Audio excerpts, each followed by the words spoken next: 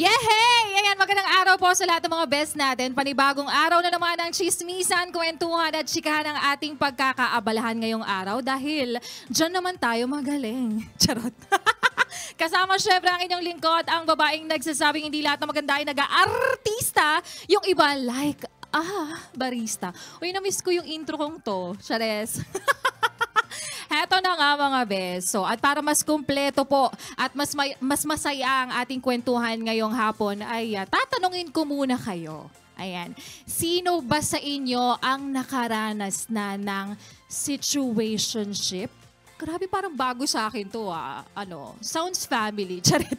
Sounds family, tas bago sa akin, di ba? So, ayun na nga. Yung tipong nasa isang relasyon ka at may something na nangyayari sa inyo, pero walang kayo. Oy, very pang like a barista moments yung mga ganitong kwento So, ito kasing artist natin for today's video. Abay, balita ko, malalim ang hugot pagdating sa mga ganitong bagay, bes. Kaya naman, ba't pa natin papatagalin, di ba? Tara na, at makipagchika na kasama ang very young and fresh. Walang iba kundi si Timmy Albert! Hi, Timmy! Hello, Laika. Hello, mga besties. Hello, mga the best. Grabe ang fresh na, di ba? Alam mo, bagay ka dito sa station namin. Parang minsan ba naisip mong mag-DJ? Chares.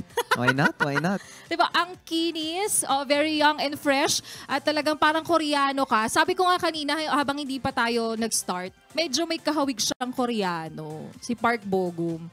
Agree ba kayo dyan, mga best, sa mga nagko-comment? Comment yes nga, of course, ganyan. So, ayan nga, Timmy, welcome sa Balwara ng Young and Fresh dito sa Yes The Best. Kumusta ka? Okay naman. Nakaranas ng traffic papunta dito, pero masaya naman. Oo, hindi naman nabago sa atin yun, yes. no? Every day. Correct. So, wala kailangan na lang talaga natin siyang tanggapin at tayo na mismo mag-a-adjust dahil doon naman tayo magaling. Charot. So, ito na nga, simulan na natin ang araw na ito, ang interview na ito, Timmy. Maliban sa pagiging young and fresh at syempre good-looking na music artist, meron ka pa bang ibang pinagkakaabalahan ngayon? Well, ngayon, medyo chill lang ako sa bahay, tapos naglalaro ako ng Valorant. Video games. Medyo, yan yung hobby ko. So, everyday, pagkagising ko kung, kung okay na kumain na yung mga aso, mga ganun. Okay. Maglalaro ako na the whole day. Okay. Gusto ko tanongin sana yung pangalan ng aso niya, pero narinig ko na kanina Narinig ko na kanina. So, yun nga. Di tanongin na rin natin. Sige, para alam nila. Ano nga daw yung name ng dog mo? Si Laika. Si Laika. Oo. Laika, so, Charlie. Marami naman. Sinasadya talaga. Ako yung nag-interview sa kanya para, alam nyo na, para ipasample sa akin yung tahol ng aso. Charot lang. Maka-zoom naman kayo dyan. Talaga gusto niyo ako mag-sample. But anyways, ayan nga. Isa nga sa mga single mo, Timmy, ay yung kaya pa at nakipagtulungan ka rin sa iba't ibang artists sa maraming projects. Paano naiiba ang creative process mo pagdating sa solo projects at collaborations? Pag solo project ko, syempre, very personal talaga. Kung ano yung story na gusto kong ipahiwatig sa kanila. Pero pag let's say, may idea yung someone else for a project, I'll just give my input. And syempre, sila na bahala. Ako na lang yung mag-aayos ng whatever na very strategic, kumbaga. Yung parang very formatted. Tapos sila na lang magbibigay ng inspirasyon ng gusto nilang concept or whatever. Okay. And ang ating next question for Timmy, bumida ka na sa iba't iba pang palabas throughout your career. Paano mo naman nababalanse ang music career at ang acting career mo?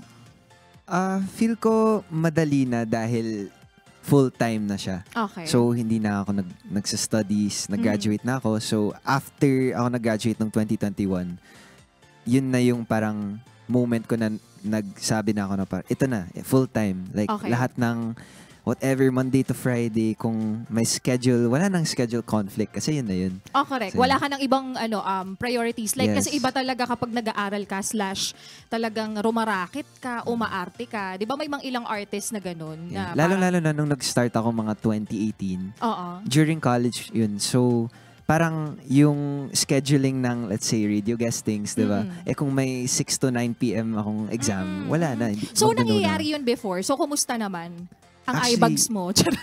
Yun talaga yun. Dati parang wala talaga akong tulog. Lalo na pag, let's say, March yung mga release ko. Okay, okay. Like sabay yun ng Hell Week or whatever ng Yes, school. pagpatapos na yung school year or parang yung SEM, 'di ba? Parang diyan na yung bulto ng mga projects. Tapos kumusta naman yung yung support na natatanggap mo sa sa classmates tapos sa mga professors? Full support Actually, naman. depende sa prof, pero Okay. minsan medyo fan din siya ng K-pop or ganun. Medyo kamukha ko okay. yung mga Korean. So, kung sasabihin ko magkakat ako ng class kasi may Okay. radio guesting, ay, Go enjoy lang siya. sila. Pero syempre pag like old lalaki na prof, parang, Ayan yan. go to my class. Uy, Gumagano totoo siya. yan. Charet lang. Totoo yan. Pero Sip points na lang, di oo, ba? tsaka kailangan mo na lang talaga ng daanin mo na lang sa kagwapuhan, sa kakinisan. Charot lang. Okay, balita naman na itong latest release mong kanta is one of your personal favorites. Pwede mo ba kaming kwentuhan kung paano mo nabuo itong kantang ito? So, hindi siya agad-agad ko sinulat. Parang may parang meron akong template kagaya ng ginagawa ko for other artists. So, parang may template lang ako. So, wala pang story, wala pang anything. Then, random na parang yung close friend ko. Okay. Malapit lang sa bahay. So, pumunta siya sa bahay ko. Tapos, kwento niya yung mga nangyayari sa love life niya. Okay. Pero, medyo distracted kasi ako kasi tinatapos ko yung recent project ko. Let's say, I think it was the song before I released It's Complicated. So, bukas na yung music studio setup ko lahat. Bukas na. Okay. Tapos biglang kinakwento niya ako yung sobrang hassle talaga. Si ganyan-ganyan, hindi ako sinasagot, blah, blah, blah. So, nag-space out ako, di na ako nakikinig sa kanya. Tapos Okay. biglang sinusulat ko yung mga lyrics na... Ayun pala. So, from him talaga yung song, yung friend ko na yan, yung best friend ko. Actually, minsan talaga ang hirap. Parang hindi ko sure kung yun nga rin ba yung tawag kapag halimbawang nag-create ka ng song or parang what do you call this? Parang nag-iisip ka ng kanta. Kung parang medyo nagkakaroon ng writer's block din ba? Writer's block din ba ang tawag kapag Yes, halimbawang? yes. Definitely. Diba? Minsan uhugot ka sa experiences ng ibang tao eh. Diba? Minsan Sa friends talaga, mo. yung favorite kong lines sa song, hindi na galing Sa'yo. sa akin eh. Parang galing na lang sa kwentuhan ng kaibigan na parang ako yung weirdo sa Okay. inuman na parang biglang lalabas ko yung phone ko tapos isusulat ko Nasulat yung mo. sinabi. Oo. Yeah. So, wala naman parang wait lang, copyright ko na yan, ganyan. Tapos ini-inform mo na lang sila, oye, wait lang sasama ko yung kwento mong yan dito sa ginagawa kong kaya kanta. fun fact, yung music video ng song ko to, lahat ng friends ko nandun. Kasi parang Okay. galing talaga sa kanila yung inspiration ng Kwento song. ng maraming tao. Yes. So, parang ganun. in-include ko sila sa music video. So, sumasayaw kami. Nag-rollerblading kami sa Okay. isang like studio and everything. So, yan yung concept. Okay, ang ganda, no? Hindi lang isa o dalawa o isa kaibigan lang, pero kwento ng maraming tao. Yeah. And sa tingin mo, Timmy, ano ang essential qualities ng pagiging isang good musician? Well, syempre kailangan magaling ka first. Okay, oo. Diba? But I think you just have to love what you're doing. Kasi kung hindi ka magaling now, eventually, you'll get to what you think is your Kung ano skill lang yung- level. yes, oo. Kung ano yung gusto mo, tsaka kung ano yung kaya mo. Okay. Tapos, syempre pag love na love mo yung ginagawa mo, hindi na Correct. work. Exactly. So kung, syempre diba Nag-enjoy ka na sinasabi ko, lang. sinasabi ko full time, pero parang yung work ko, parang enjoy lang. Parang, Oo. nasa guesting ako, pero enjoy ko naman to. So Oo. like, is it really work if you love it, diba? Oh, 'di ba sabi nga nila, make your passion your profession. So, Amen. sana lahat ganyan, 'di ba? Sana all. So let's move on, Timmy, sa inihanda namin para sa iyo na hindi mawawala syempre sa lahat ng ini-interview natin dito. Ang game na tinatawag nating fun facts about me. Ayan, okay. So, sasagutin mo lang naman tong mga questions natin. Okay. First is, last song you played on Spotify. Raining in Manila. Raining Lola in Manila. Amor. Tapos biglang init-init sa labas, di ba? Biglang init ngayon eh. To be fair, kasi parang nung lumabas yung song na yan, parang hindi huminto yung ulan eh. Oo, dire-diretso. Every day na lang eh. So Correct. at least ngayon medyo mainit na sa labas. So. Oo. Okay, second question is, ano yung biggest pet peeve mo? Yung mga slow na naglalakad sa mall.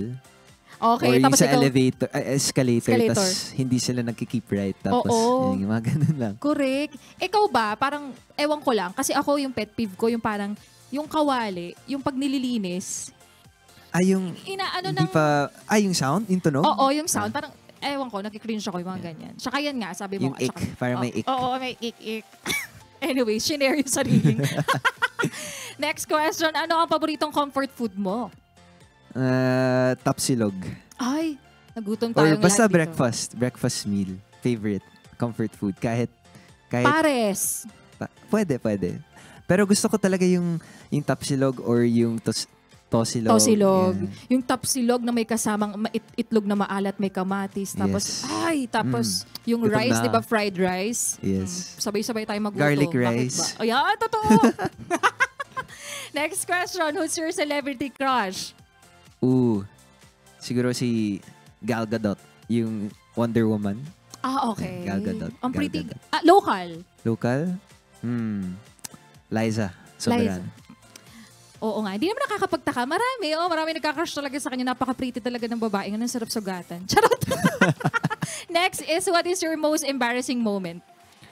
Most embarrassing moment? Siguro, nung nagsa-start pa lang ako mag-music as a career, parang na-introduce ako ng PA or DJ Okay. na Team Albert. Team nag-perform ako pero yung introduction, mali yung pangalan ko. So, parang yung mindset ko wala na. Parang embarrassed na ako. Parang okay. mali yung But pangalan. it's not your fault. Baka Yes. ano lang talaga. So, parang Team Albert. Okay. Tapos lumabas ako, parang nawala yung psyche ko. Parang, Kailan to?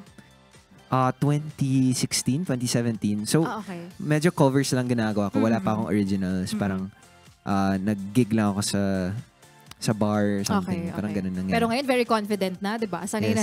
Super. Get my name right, ganun na ako. Next question, favorite childhood memory? Actually, yung favorite childhood memory na to, medyo most embarrassing moment para sa tatay ko. Okay. So, pumunta kami sa Canada. Tapos, syempre, it's snowing, di ba? So, we parked the car, tapos, first time namin makita ng snow. So, lahat kami bumaba ng kotse. And then, akala namin flat lang. Okay. Tapos biglang nauna yung dad ko. So, Okay. sabi niya, come on kids, let's try the snow. Parang confident siya. Tapos Okay. nung With tumapak siya, conviction pa. boom, diretso Wala. siya sa snow. Oh my! So, as in, like, pasok siya sa snow. So, yan yung, yung moment namin. We always say, father falls. Okay. Kasi may waterfall dun malapit. Oo. So, imbis na pumunta kami sa waterfall, nakita namin yung father namin nag-falls. Oh my God, ang funny. So, Na-imagine yun ko tuloy ngayon. Yung may conviction pa yung daddy mo. Come on, let's go. Di ba? Parang proud na proud showing Oo. his kids na may snow for the first time. Tas, Yes, nahulog tas siya siya. lulubog. Next is, what's your hidden talent? Tumutulay sa apoy? Hidden talent. Ganyan. Feel ko, I'm very... 360 ang ulo? Gano'n? I think, medyo, like, I'm very into video games. Okay. Medyo nerdy ako sa tech. So, hidden talent. I can build my own computer, mga ganun. Ooh. Yung mga ganun. So, may side ako na very geek. Okay. Yeah. Next question is, kung hindi ka singer, ano ka ngayon? Feel ko corporate talaga. Kasi Okay. yung course ko nung college is business. Pero hindi ko na ginagamit. Ay, siguro ginagamit ko para sa mga promo, para sa Ayan. sarili kong music. Pero I feel like if I was not in music, I would really be in a traditional corporate job. Oo, yung naka-long sleeves, tapos Yes. may dalang, ang tawag doon? Suitcase, Tapos yeah. taga-Ortigas, o kaya taga-Makati, Yeah. ganyan. May biometrics. Ganun. Naka-ID lace, Naka-ID and may lace. ID, and ano. Anyway, so what is one thing you've learned that you wish you could tell your younger self? I think yung advice ko sa younger self, or I tell my younger self, start na. Okay. Start na. Kasi parang ako very pushback ako. So, sige next year na or next month na. Pero if I were to start whatever I did now, earlier, feel ko mas madali na yung trabaho ko as a solo artist. Yeah. Yes. Start na. Okay. Next is, what makes you stand out from other OPM artists? Mukha akong Koreano. Correct. Totoo yan. Feel ko may kasamang international sound. So, Okay. very global yung music ko. So, pwede mag-playlist sa... So, yung it's complicated, nag-playlist siya sa Malaysia, Singapore, Indonesia, Thailand, all over. So, I think that's what I'm very proud of sa music ko is nakikinig ng global audience, hindi lang dito. Siyempre, like, mahal ko talaga yung local listeners. But I'm also very proud of the fact na other people around the world. Na nakikater mo rin sila. Yes. Yes. Actually, totoo yan. Feeling ko nga isa yun sa mga, mo rin, advantage na parang medyo, mukha kang Koreano. Bakit kaya minsan hindi mo siya panindigan? Magsalita ka lang bigla na parang anyong jingo do. Yun nga eh. Feel ko yun yung next, gawin kong mga TikTok trends na ginagawa ng mga Koreano. Try siguro. mo nga. Ito lang yung sabihin mo. Anyong jingo dol, Jonon Timmy Albert. Anong jingo don, John Timmy Albert? Anyong jingo dol, Jonon Timmy Albert. Anyong jingo do, John Timmy Albert. Oo, tapos sasabihan mo ng ganyan. Anyong jingo dol. Anyong jingo do, John Timmy Albert. O, di ba? Bagay.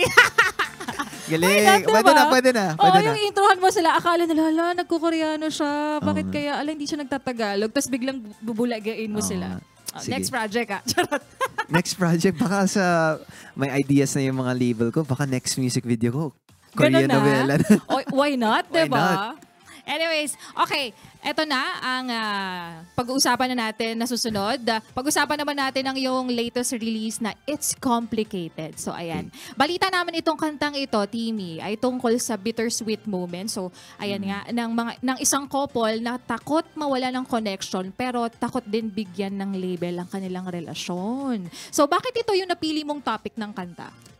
Feel ko sa dating culture kasi ngayon, medyo nangyayari yan paulit-ulit. Kahit ibang age levels, let's say, kahit 17 ka or all the way to like 30, kung dating ka ngayon, parang yun yung common term na nangyayari, situationships or very complicated kasi ayaw talaga ng commitment or takot dahil sa commitment. So, gumawa ako ng theme song para sa mga nakakaranas nito. Yes. Oo. Na lahat, parang feeling ko, karamihan naman sa mga nag-start ng relationship, dito rin sila nanggaling eh. Yung nagpapakiramdaman kayong lahat, tas hanggang iyaan mo siya eh, ito yung gusto niya eh. Parang wala kami label, hindi ko alam eh. Di ba mga ganyan? Feel ko medyo recent nga yung term na situationship. Pero syempre normal na yun sa dating. Pero nowadays talaga I don't know if it's Gen Z or something, pero talagang it's complicated as a very relationship term. Kaya ginagamit ko talaga sa song. Siyempre, di ba sa Facebook, pwede mong i-select. It's complicated. So, yan talaga yung connection ko sa title ng song. Is the online social media relationships. Okay. Naranasan mo na bang pumasok sa isang situationship? Yes. So, yung song na to is not just me, di ba? Kinuwento ko yung story. Yes. Pero syempre, meron din akong mga experiences na ginamit, yung mga sa verse, yung story ng whatever, yung amaretto sour, yung gano'n, yung favorite drink niya, gano'n. So yun yung mga ginagamit ko sa song na parang hindi naman siya patama pero more of a reminder na nangyari yun, pero even me, I'm in a better place now also. So yun. So situationships can be good and bad at the same time.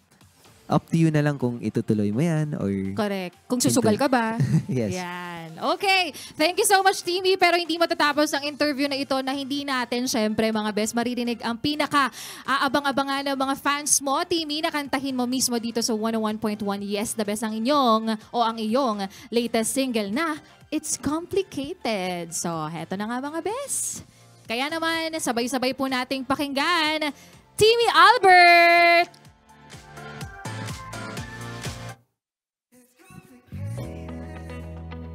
But I wake up and I think about you. Looking frustrated, but it's worth it keeping you around. Can I keep you on the phone for one more hour? You wake me up like taking a cold morning shower. Bittersweet like sipping amaretto sour. Summer gardens filled with roses and sunflowers. And I won't stop, 'cause my mind's made up and you're all I got. No, I won't stop, 'cause my mind's made up and you're all I got. It's complicated, but I wake up and I think about you. Low-key frustrated, but it's worth it keeping you around. Can we figure out something like an arrangement? I don't wanna keep on wasting time complaining. And all the other guys, they stare at you, they're waiting. And they don't understand if we are even dating. And I won't stop, 'cause my mind's made up and you're all I got. No, I won't stop, 'cause my mind's made up and you're all I got. It's complicated, but I wake up and I think about you. Low-key frustrated, but it's worth it keeping you around.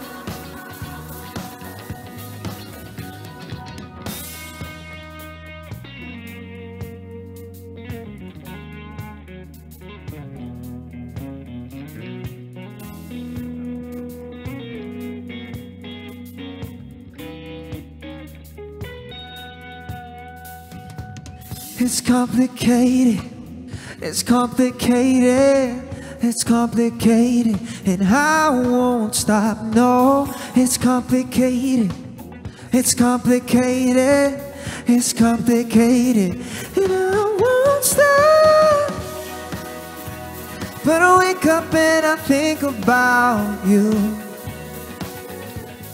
Low-key frustrated, but it's worth it keeping you around.